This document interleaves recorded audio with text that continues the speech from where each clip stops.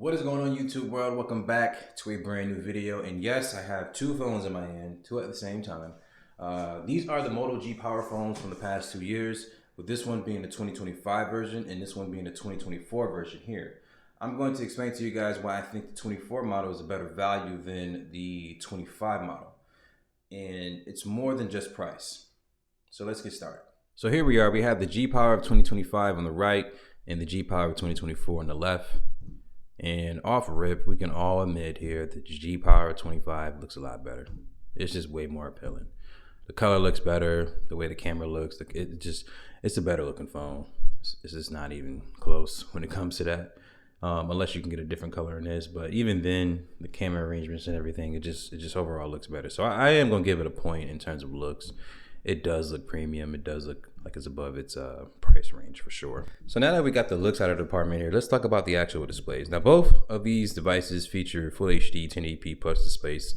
So as far as the full resolution, it's not going to be that much of a difference. But when it comes to the kind of content that you want to consume, it is a big difference there. So if we pull up YouTube on both devices here, I'm gonna go to like the full HDR, like 4K HDR videos. So when you go into quality here and you hit that on both devices, you can see that this one has the option to go full HD or 1440p at HDR, and this one has 1440p at 60 as well. But you notice a difference here. It might be hard to translate it on video, but trust me, the G Power of 2024 looks a lot better. It looks a lot better. And maybe it's something that you got to see in person, but trust me, you're going to notice a difference in display quality. So that's one of the main things here. It's actually genuinely brighter too. Okay. Now this is previous year hardware, so keep that in mind. When it comes to, let me go to this one first to show you guys the processor that's in each device. They both are going to have MediaTek processors, but it's going to be the MediaTek Dimensity 7020 for the previous year and the MediaTek Dimensity 6300 for the current year. So we're not talking about worlds of difference when it comes to performance, like power, but nonetheless, one is more powerful than the other one. It's actually kind of funny. I played Genshin Impact on both of these devices, and it actually ran better on the 7020 powered device. So I thought that was kind of interesting. Now, both devices feature the same amount of RAM, same amount of internal storage. You're gonna have Type-C charging, dual speakers. Cameras is one of the other things too. Now, it's not a major difference, but nonetheless, it's worth mentioning.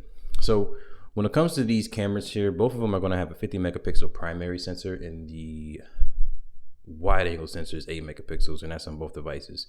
Now, don't get confused here. I believe that that's fake, like all the way. That's fake. I don't think that's the real camera right here.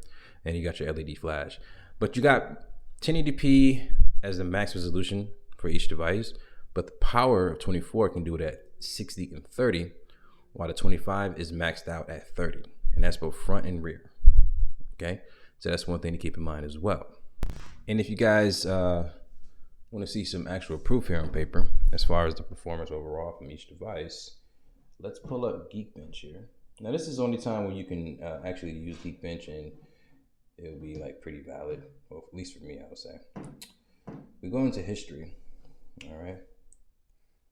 And you can see here with the Moto G Power, which is on the right here, has a single core score of 767 and a multi-core score of 1900, while the G Power of 24 has a single core score of 898 and a multi-core score of 2251. Android 15, Android 15. Oh, by the way, this device, I was able to pick it up at Cricket, and it had Android 14 out the box. And it had a couple updates, a couple security patch updates, all that good stuff. And then the final one of the final ones, or like the last two, one of them was Android 15. So I find it really odd that this device updated to Android 15, but my G Stylus hasn't gotten it yet.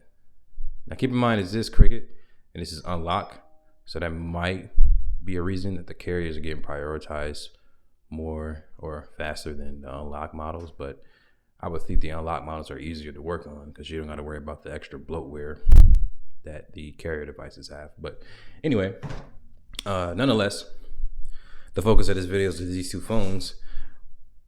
The G Power 24 is more powerful. All right, and we can see that here with another application, Tutu benchmark.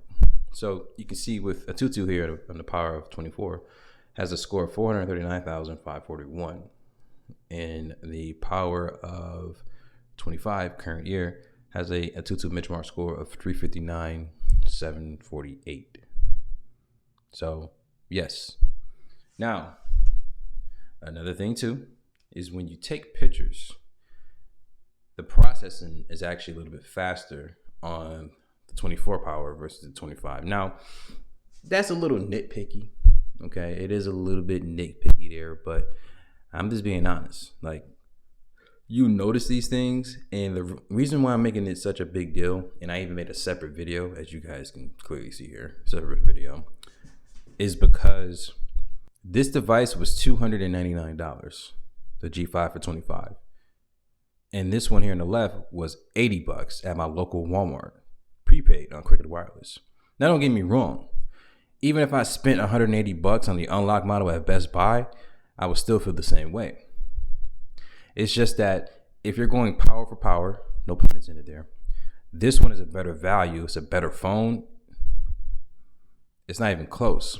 But if you want to argue that new hardware looks better than older hardware, yeah, I give you that. But this phone looks better than this one and that one, and it's in the middle.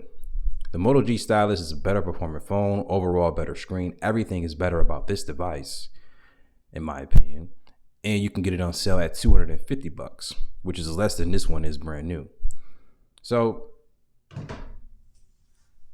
I'm not just talking a lot of smack about Motorola when it comes to this here. I'm just speaking facts. The honest truth is that if you're in the market for a budget phone and you're trying to figure out which one is better to get versus having like the latest and greatest, quote unquote, or the previous year, the better value is going to be the previous year, to the point where even this one, the 2024 G Stylus, is cheaper than the brand new one of these here. You got a better processor, better camera, better display. Like, it's much brighter.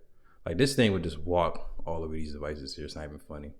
Got 4K video on the front and back for this phone. It's just not even close, man.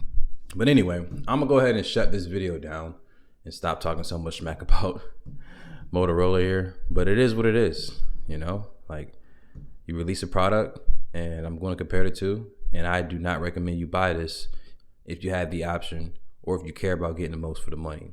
Now, if you absolutely just want the newest and greatest things, you want that better looking bag, you want it to look premium, yeah, go ahead and do it. But because I'm not going to sit here and say it's a horrible phone to the point where you can't use it, because it's not the case at all. It's just, I think your $200, $300 goes a lot further than just getting something like this. So anyway, in the comment section below, let me know, guys, do you want to see any of the content between these two devices? Do you want to see an actual raw speed test like I did in some of my older videos here on the channel? Let me know in the comment section. Be sure to like the video, subscribe to the channel, and share with your family and friends. And I'll see you guys in the next one. Peace.